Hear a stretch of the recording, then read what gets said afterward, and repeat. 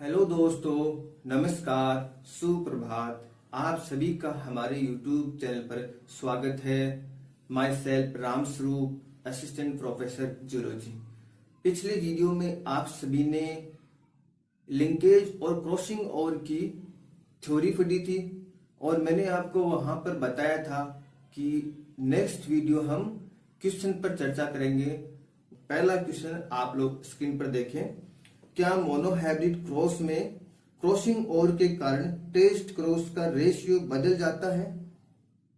Question है, बदल जाता है क्या टेस्ट क्रॉस का? टेस्ट क्रॉस आप सभी जानते हो क्या होता है। F1PD का जब हम अप्रभावी समयुग्मजी जनक के साथ क्रॉस करवाते हैं, यानी होमोजाइगस रिसेसिव पेरेंट्स के साथ जब हम F1PD का क्रॉस करवाते हैं तो उसको हम टेस्ट क्रॉस कहते हैं।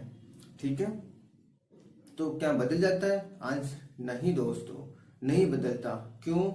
क्योंकि मोनोहाइब्रिड क्रॉस में हम एक जीन को लेते हैं, तो एक जीन की जब चर्चा कर रहे हैं तो वहां पर चाहे क्रॉसिंग ओवर हो रही हो चाहे नहीं हो रही हो, चाहे वहां पर उस जीन की दूसरी जीन के साथ लिंकेज है या नहीं है, इससे कोई फर्क नहीं पड़ता, क्योंकि एक जीन की ही बात कर रहे हैं। कैसे, इसको हम यहां समझते हैं। आप सभी ने गुणसूत्र की संरचना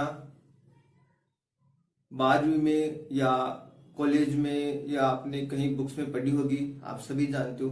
गुणसूत्र की जो संरचना हम देखते हैं माइक्रोस्कोप से, वो हमें मेटाफेज में ही 4 भुजाएं वाला दिखता है। यदि हम इंटरफेज अवस्था में या अंतरावस्था में दो विभाजन प्रावस्था के बीच की जो अवस्था होती है वो अंतरावस्था होती है।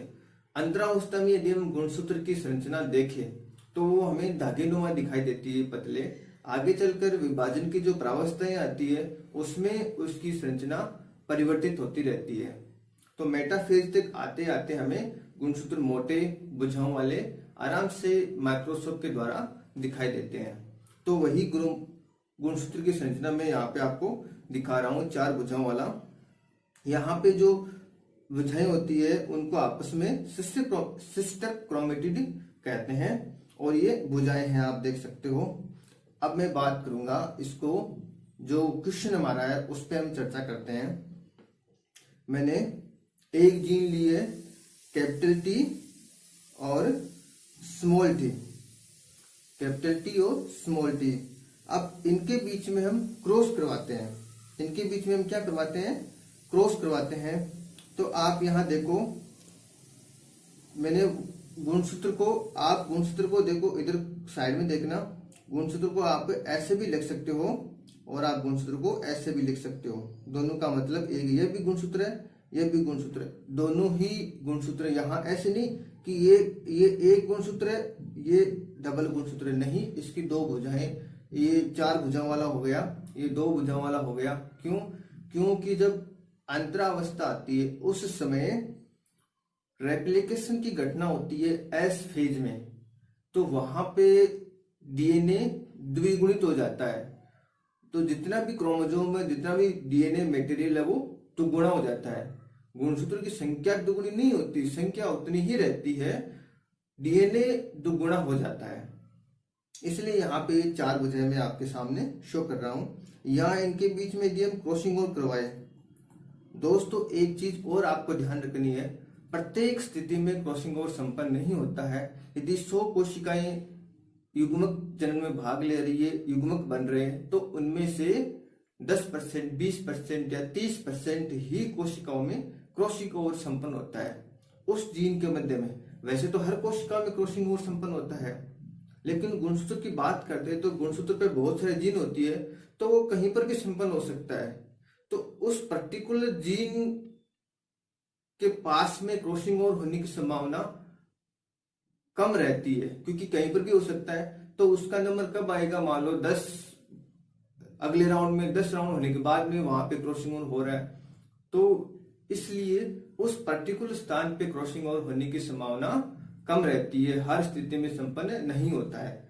तो यहाँ पे यदि हम देखें कि मान के चले कि 10% क्रॉसिंग ओवर हो रहा है, यानी 100 में से 10 कोशिकाओं में क्रॉसिंग ओवर हो रहा है, तो जिन जिन में क्रॉसिंग ओवर होगा वहां पे जो हमारे पास नए गैमेट बनेंगे तो 5-5% बनेंगे। कौन से वाले? बीच वाले आप देख रहे हो, यहाँ बीच वाले देखना, ये नए बन रहे हैं, रिकॉम्बिनेंट गैमेट्स कह सकते हो इनको आप, रिकॉम्बिनेंट एलील कह सकते हो। ये कैपिटल टी और स्मॉल टी ये कम बनते 5-5%। यहाँ पर वैसे देखा जाए तो यहाँ पर वो सेम ही है, क्यों? क्योंकि एक ही जीन है, और जो पेरेंट वाले है वैसे के वैसे वो 45% कैपिटल टी और 45% स्मॉल टी। अब यदि दोनों का हम रेशियो निकालें कि कैपिटल टी कितना बन रहा है, स्मॉल टी कितना बन रहा है, तो यहाँ पे आप देख सकते हो कैपिटल टी 45 + 5 बराबर 50 और स्मॉल टी 45 + 5 बराबर 50। तो यहाँ पर कैपिटल टी और स्मॉल टी का रेशियो कितना आ रहा है? 1:1। और टेस्ट क्रॉस का भी रेशियो क्या आता है? 1:1। तो यहाँ पे ये सिद्ध होता है कि मोनोहाइब्रिड क्रॉस में चाहे क्रॉसिंग ओवर संपन्न हो चाहे नहीं हो, चाहे वहां पे उस जीन की दूसरी जीन के साथ लिंकेज हो चाहे नहीं हो, हर स्थिति में टेस्ट क्रॉस का जो रेशियो है वो सेम ही प्राप्त होगा। कहने का तात्पर्य यह है कि जब हम लिंकेज की बात करते हैं, क्रॉसिंग ओवर की बात करते हैं, तो वहां पे हम कम से कम 2 जीन लेते हैं। 2 से अधिक ले सकते हैं आप, 2 से कम नहीं चलेगी, 2 से कम की बात हम नहीं करते हैं। अगला क्वेश्चन देखते हैं, क्वेश्चन 2। यदि 2 जीन के बीच, सुनना ध्यान से, यदि 2 जीन के बीच क्रॉसिंग ओवर की प्रतिशतता 10% है तो जीन डिस्टेंस कितनी होगी? जीन डिस्टेंस, यहां जीन डिस्टेंस की बात कर रहे हैं। हमारे पास 4 ऑप्शन है। पहला है 5 मॉर्गन, दूसरा है 0.1 मॉर्गन, तीसरा है 20 मॉर्गन और चौथा है 40 मॉर्गन। क्या सही होगा? आपने पहले किए होंगे, बहुत सिंपल क्वेश्चन है। इसका आंसर क्या हो जाएगा? 0.1 मॉर्गन। अब ये मॉर्गन क्या आ गया और ये डिस्टेंस क्या आ गई? देखो कितने % क्रॉसिंग ओवर हो रहा है, उसके आधार पर हम जीनों के बीच में डिस्टेंस ज्ञात कर सकते हैं। 2 जीन है, कोई सी मान लो ए और बी 2 जीन है, ए व बी 2 जीन है, उनके बीच में क्रॉसिंग ओवर होने की संभावना या प्रतिशतता 10% है।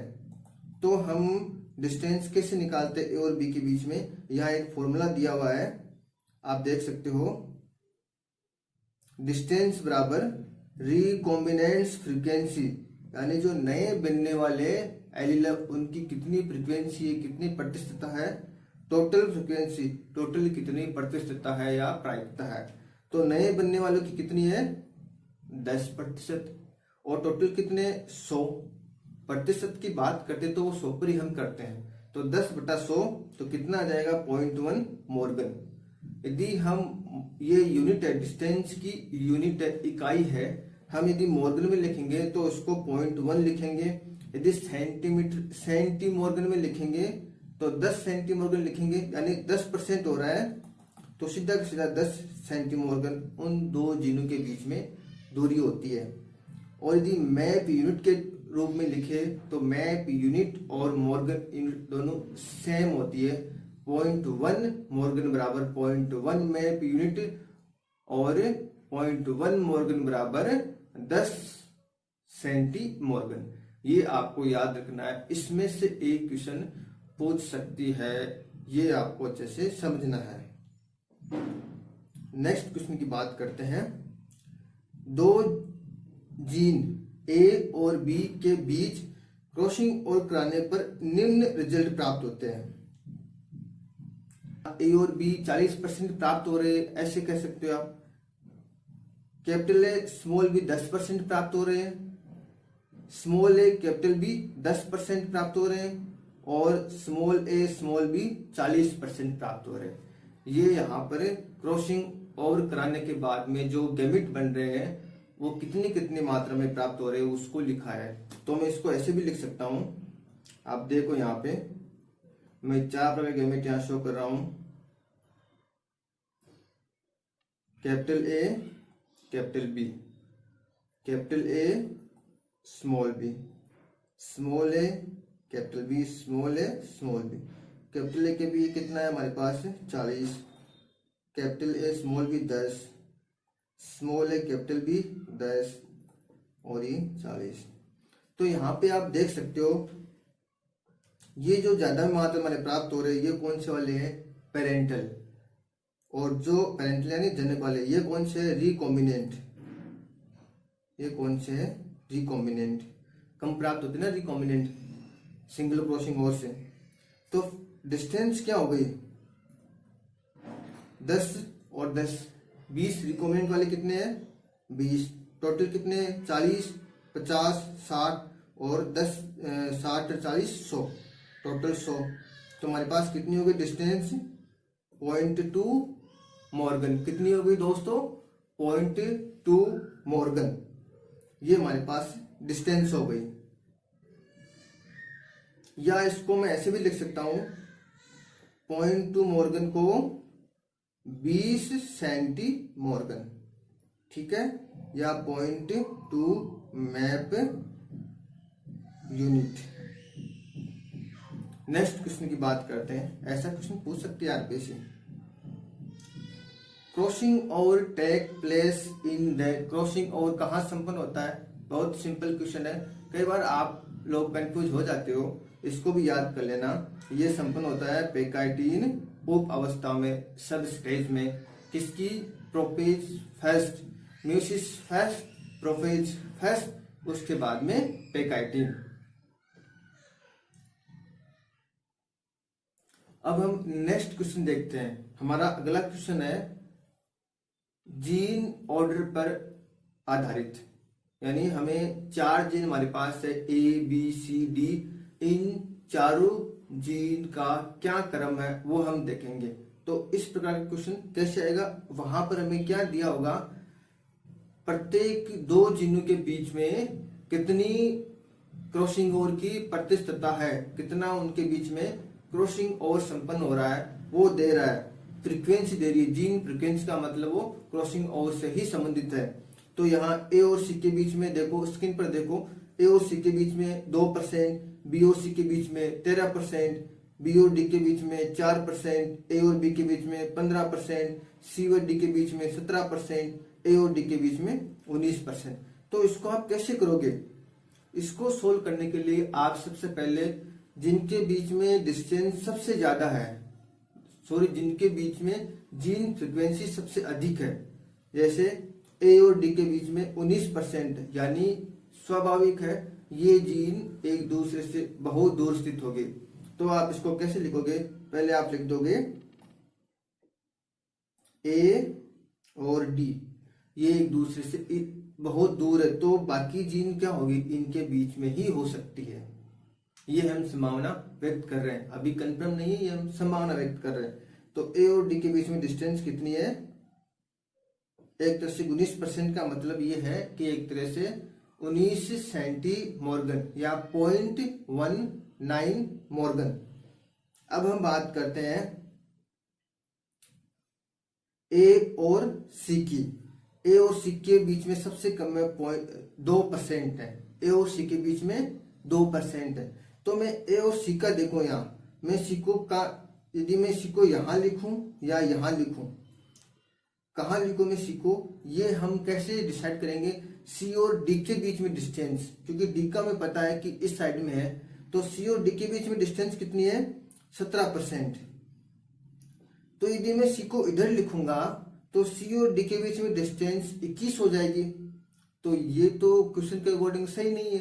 तो मुझे सी कहाँ लिखना होगा, सी मुझे लिखना होगा इधर ए और डी के बीच में, क्योंकि मैं सी डी यहां लिखूंगा तो ये 2% हो जाएगा, तो ये ऑटोमेटिक सी और डी कितना हो जाएगा 17%। तो यहां मुझे नहीं लिखना है, इस साइड में लिखना है, ये हमें ध्यान रखना है।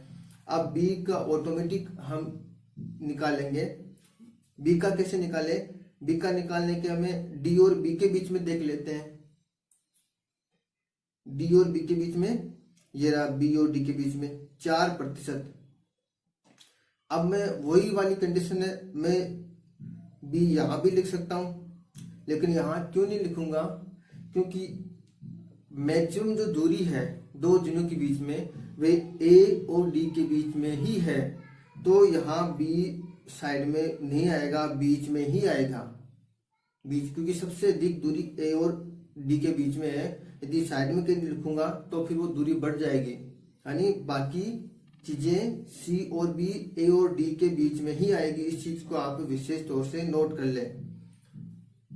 तो बी में बीच में लिखूंगा, बीच में कहाँ लिखूंगा, देखो कोई सा भी ले लो, बी और सी के बीच में लिखूंगा 13%, बी और सी के बीच में 13%, तो मैं बी मान लो यहां लिखूं, क्योंकि बी और डी पास में है, बी और डी पास में है, तो बी में यहां पास में कर दिया 4%, तो ऑटोमेटिक ये टोटल कितना है 17% है, सी और डी, तो बी और सी कितना हो गया 13%। तो हमारे पास जो क्रम आता है वो क्या प्राप्त होता है हमें, ए सी बी डी, ये हमारे पास क्रम प्राप्त होता है। ठीक है दोस्तों, समझ में आया या दोबारा समझाऊं, आ गया होगा, इतने सब इंटेलिजेंट हैं। फिर भी मैं एक बार शॉर्टकट में बता देता हूं दोबारा।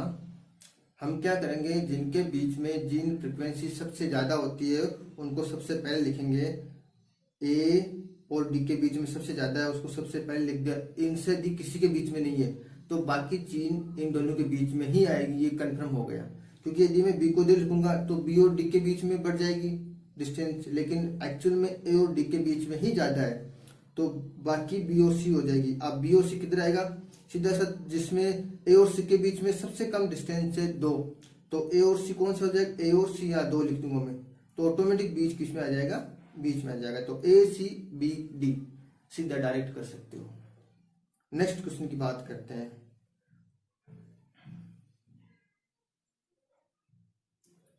वही सेम ही क्वेश्चन, वैसा वाले दूसरे टाइप का क्वेश्चन है, वैसा ही है। यहां पर भी हमारे पास क्या दिया हुआ है, डिस्टेंस। यहां पे हमारे पास ये पूछ रहा है कि सी और डी के बीच में कितनी, यहां ये पूछ रहा है, क्रम नहीं पूछ रहा है, ये पूछ रहा है क्रम भी ज्ञात करना पड़ेगा यहाँ पर हमें। और दूसरी चीज पूछ रहा है सी और डी के बीच में कितनी क्रॉसिंग और प्रतिशतता है या जी फ्रिक्वेंसी है। तो हमें यहाँ पर दो चीज ज्ञात करनी है। यहाँ पर हमें क्या क्या ज्ञात करना है, यहाँ पर हमें जीन का क्रम भी ज्ञात करना है और जीन फ्रिक्वेंसी भी ज्ञात करनी है। तो यहाँ पे आप देख सकते हो सबसे अधिक दूरी किसके बीच में है, कैसे निकालोगे, जिसके बीच में जीन फ्रिक्वेंसी सबसे ज्यादा होती है। तो यहाँ पे देखो किसमें सबसे ज्यादा है, यहाँ पे ए और बी 10% है, तो मैं ए और बी को 2-2 लिख देता हूं, क्योंकि सी और डी का पता नहीं, तो सी और डी के बीच में भी हो सकती है अधिक दूरी हो, है ना, सी और डी का हमें निकालना है। तो ए और बी को हमने लिख दिया 10%। अब सबसे कम ए और डी के बीच में, ए और डी के बीच में कितनी है, 3 है, तो ए और डी, अब मैं 3 यहां पर भी लिख सकता हूं डी, और डी को मैं मान लो इधर भी लिख सकता हूं, लेकिन ये हमें कंफर्म करना है क्यों डी इधर आएगा कि इधर आएगा। इसके लिए हम डी और बी के बीच में डिस्टेंस देखते हैं, डी और बी, देखो ये रहा 7 है, 7 है ना, तो मैं इधर लिखो डी तो ज्यादा हो जाएगी 7 से, क्योंकि ऑलरेडी 10 है ए और बी के बीच में। तो यहाँ पे मुझे कहाँ लिखना है, इधर लिखना है, ताकि डी और बी के बीच में 7 डिस्टेंस हमें प्राप्त हो जाए।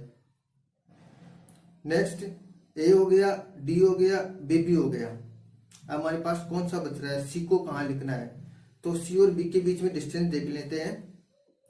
सी और बी के बीच में 4 है, तो सी और बी के बीच में 4। अब मैं सी इधर भी लिख सकता हूं, लेकिन इसके लिए फिर मुझे ए और सी के बीच में देखना पड़ेगा।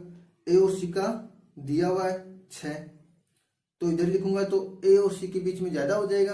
तो कहाँ लिखना है, मुझे इधर लिखना है, ताकि ए और सी के बीच में हमें कितना आ जाए, 6। ए और सी के बीच में हमें 6 प्राप्त हो जाए। और सी और बी के बीच में 4 दिया हुआ है, तो 4 वो यहां से अंडरस्टूड हो जाएगा। तो ये हमारे पास जीन क्रम आ गया। अब क्वेश्चन क्या है?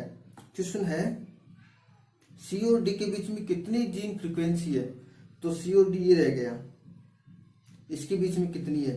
टोटल यहां से ए और बी के बीच में कितनी है? 10। ए और बी के बीच में कितनी है दोस्तों?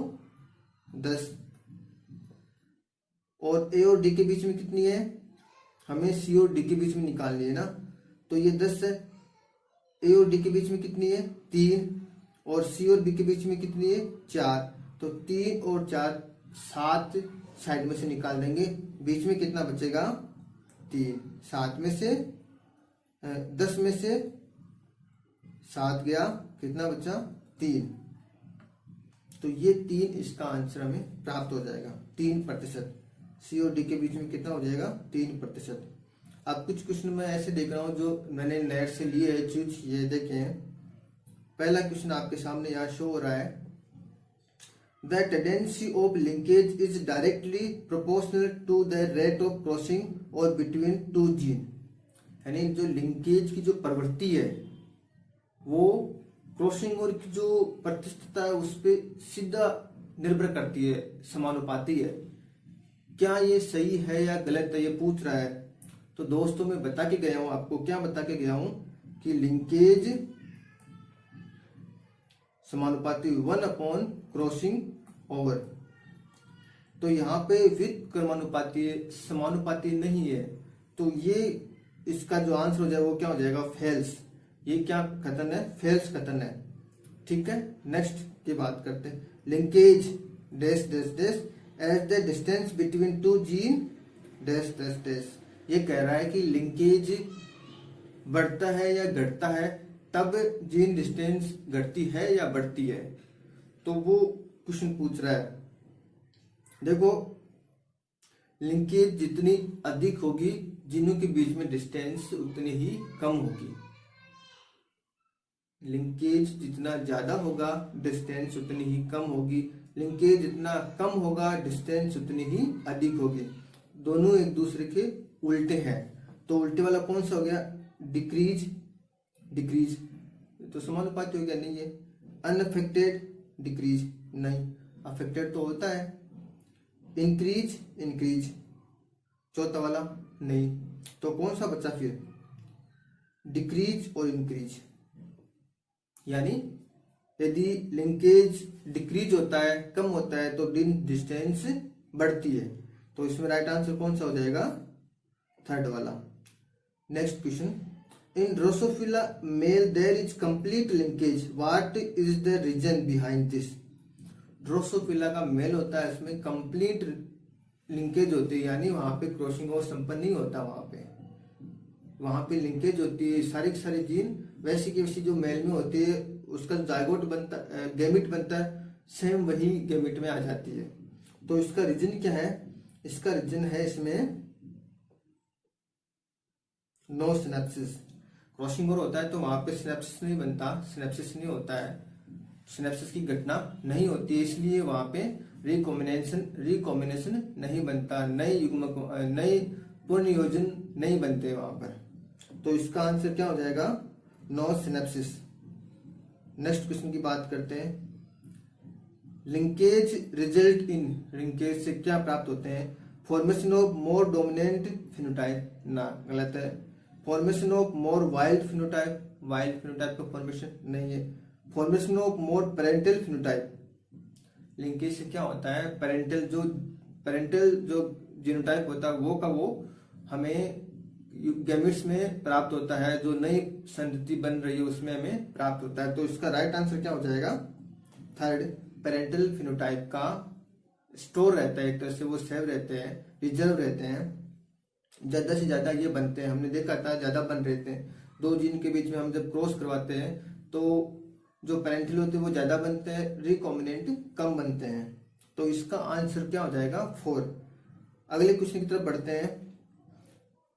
अचानक आप ये नोट करते हो कि दो जीन जो अलग अलग गुणसूत्रों पे स्थित है उसके अंदर लिंकेज पाई गई, इसका क्या कारण हो सकता है? ट्रांसलोकेशन के कारण ऐसी घटना हो सकती है। तो इसका राइट आंसर क्या हो जाएगा? ट्रांसलोकेशन। नेक्स्ट क्वेश्चन की तरफ बढ़ते हैं। नॉन होमोलोगस एंड जॉइनिंग, नहीं ये तो इसका ऑप्शन हो गया। अगला क्वेश्चन देखते हैं।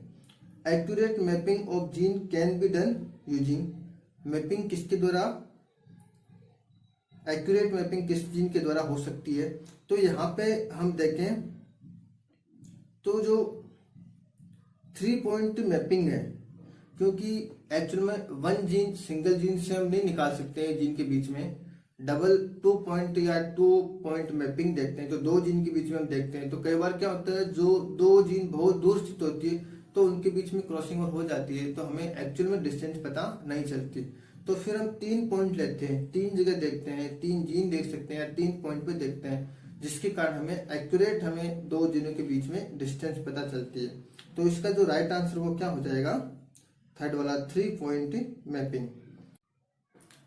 नेक्स्ट हमारा जो क्वेश्चन है वो है मेल ड्रोसोफिला पे। मैंने पहले भी बताया है कि मेल ड्रोसोफिला के अंदर रिकॉम्बिनेशन नहीं होता है, तो उसी के आधार पर हम इस क्वेश्चन को सोल्व करेंगे। यहाँ पे देखो एक मेल ड्रोसोफिला है जिसका यहाँ पे जीनोटाइप दिया हुआ है, उसका क्रॉस करवा रहे हैं फीमेल के साथ, उसका भी जीनोटाइप दिया हुआ है। जो F1PD प्राप्त होती है उसका इसने होमोजाइगस रिसेसिव फीमेल के साथ क्रॉस करवाया, और जो F2PD प्राप्त होती है उसका क्या जीनोटाइप है वो हमें बताना है।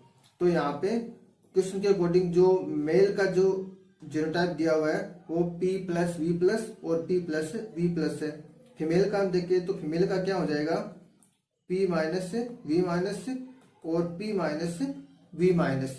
जब इनका क्रॉस करवाते हैं F1PD प्राप्त करते हैं तो हमारे पास क्या प्राप्त होती है? P+V+ और P-V-। मैं सीधा लाइन खींच के बता रहा हूं ऐसे। अब इन्होंने क्या किया? F1PD का क्रॉस करवाया किसके साथ? फीमेल के साथ होमोजाइगस रिसेसिव। तो होमोजाइगस रिसेसिव क्या हो गई? P-V-। इसके साथ क्रॉस करवाया तो F2PD प्राप्त हुई। अब F2PD कैसे प्राप्त होगी? यहां से ये मेल है, ये मेल ड्रोसोफिला है, इसके अंदर सिनेप्सिस नहीं होती, क्रॉसिंग ओवर नहीं होता है, तो जो बनने वाले गैमेट वो कौन से हैं? सिर्फ हमारे पास P+V+ और P-V- वाले प्राप्त होंगे। हमारे पास P+V और P-V+ वाले नहीं प्राप्त होंगे, क्योंकि क्रॉसिंग ओवर नहीं हो रहा, सिनेप्सिस नहीं है। तो ये यहाँ पर 2 प्रकार गैमेट है, और इससे बनने वाले गैमेट कौन से हैं? P-V-। तो इनसे जब हम जाइगोट बनाते हैं तो हमारे पास 2 प्रकार के जाइगोट प्राप्त होते हैं, P+V+, P-V-। एक तो ये बन जाएगा, दूसरा P-V- और P-V-, ये वाला बन जाएगा। तो हमारे पास ये वाला और ये वाला हमारे पास जीनोटाइप हमें संतति में प्राप्त होगा। तो क्वेश्चन में कौन सा है ये? क्वेश्चन में कौन सा ये? बी में देखो आप P+V+, P-V- और P-V- ये वाला हमारे पास भी प्राप्त हुआ। आप देखा होगा, ये वाला यहाँ देख सकते हो, वही वाला है। तो इसका आंसर क्या हो जाएगा? ये। तो ये सारे क्वेश्चन है, ये आरपीएससी इस टाइप की पूछ सकती है और आप सभी को याद करना है। धन्यवाद।